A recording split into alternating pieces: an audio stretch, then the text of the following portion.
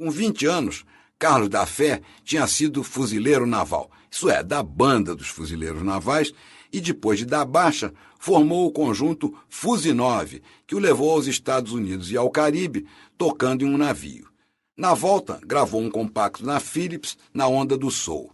O disco não chegou a acontecer, mas levado pelo divulgador Paulo Murilo, chegou às mãos e aos ouvidos do seu ídolo Tim Maia, que gostou muito do seu som e mandou chamá-lo.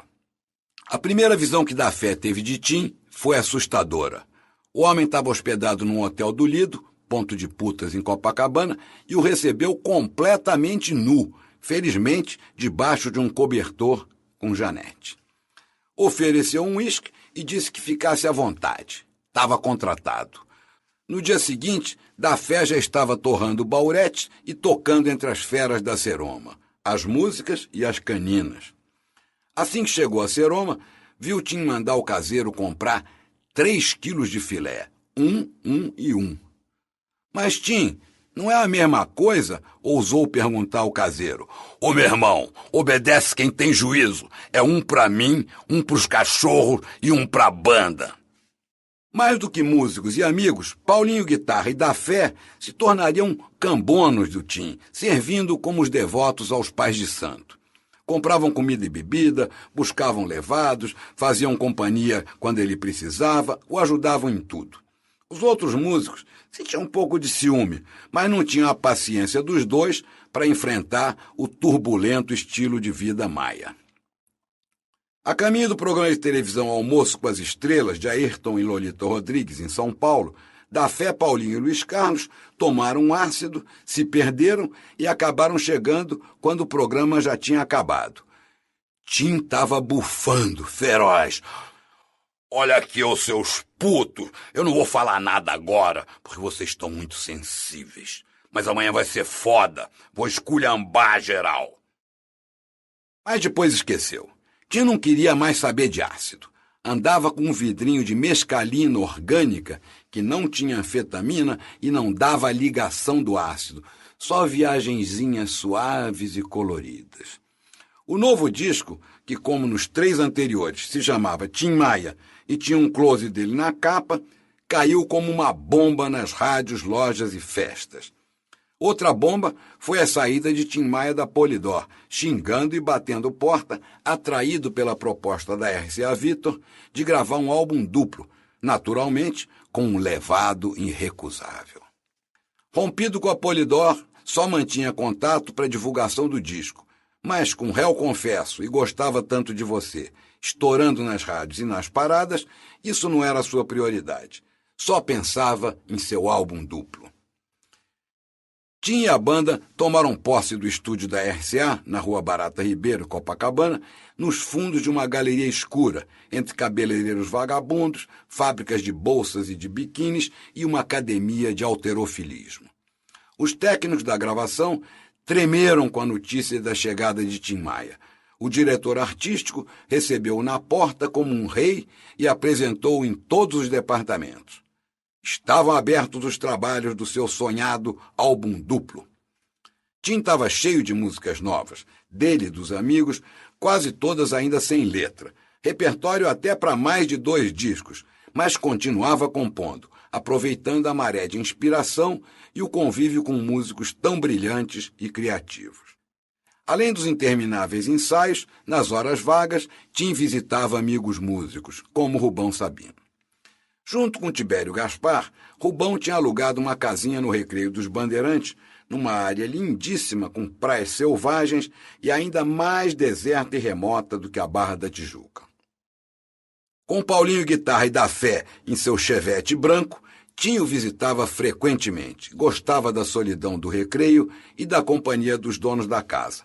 Tomavam uma mescalinazinha e ficavam viajandões, conversando sobre discos voadores com Tibério e tocando com Rubão. Com o pedido de desculpas de Réu Confesso, Janete parecia página virada e Tim encontrava um novo amor. Geisa era uma moreninha do tipo indígena, muito bonitinha, de 17 anos, que se chamava Maria de Jesus Gomes da Silva, e viveu com Tim um romance intenso, turbulento e breve, que terminou com a sua fuga para Campos, apaixonada por um jogador de futebol, deixando Tim devastado. Para tentar fugir da dor, Tim compunha compulsivamente. Estava cheio de músicas novas, românticas e swingadas, funks e souls misturados com samba e temperados com sabores latinos e caribenhos. A receita do mestre Cuca do soul era infalível.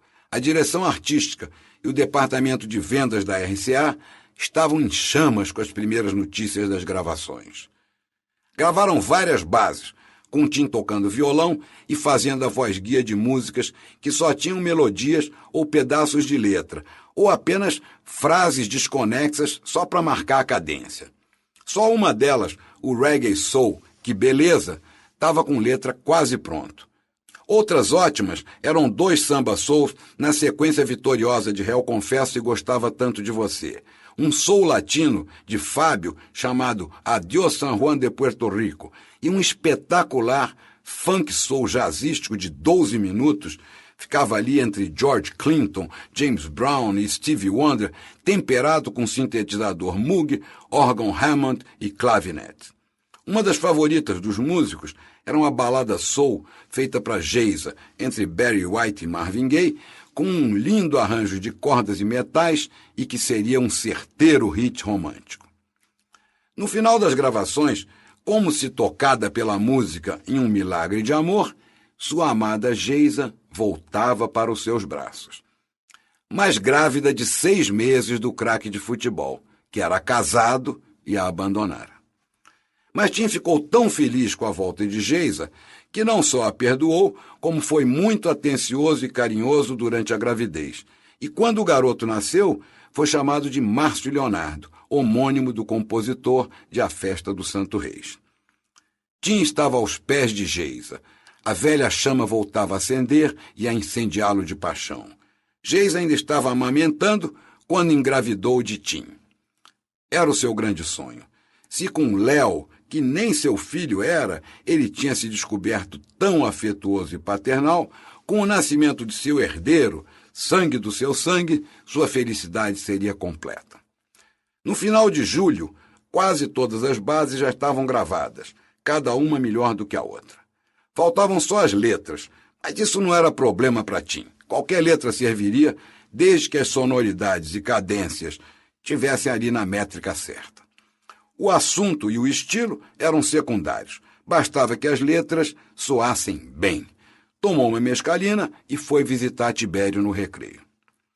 Quando chegou, a mescalina estava batendo e Tibério entrando no banho.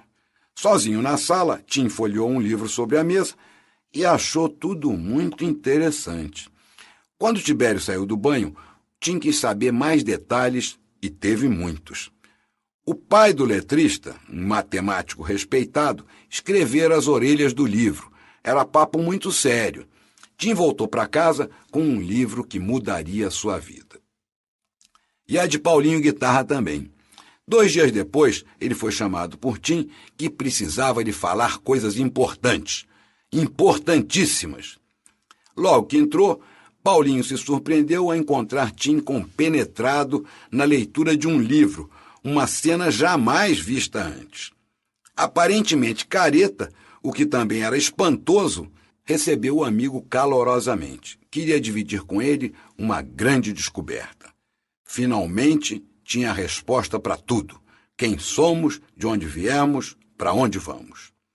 Como Tim era um ateu praticante e não acreditava em nada, Paulinho pensou que ele estava viajandão quando começou a contar o que tinha descoberto na leitura de Universo em Desencanto.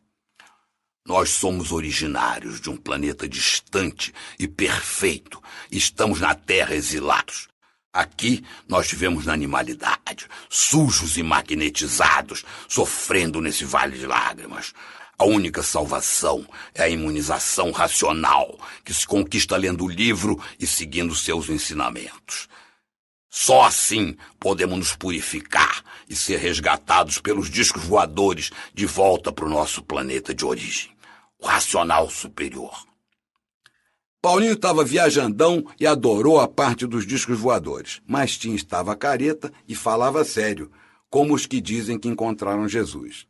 Tibério levaria Belford Roxo na Baixada Fluminense, onde morava o mestre Manuel Jacinto Coelho, sumo sacerdote do Racional Superior, que psicografava os livros do Universo em Desencanto e comandava os rituais de leitura, doutrina e purificação.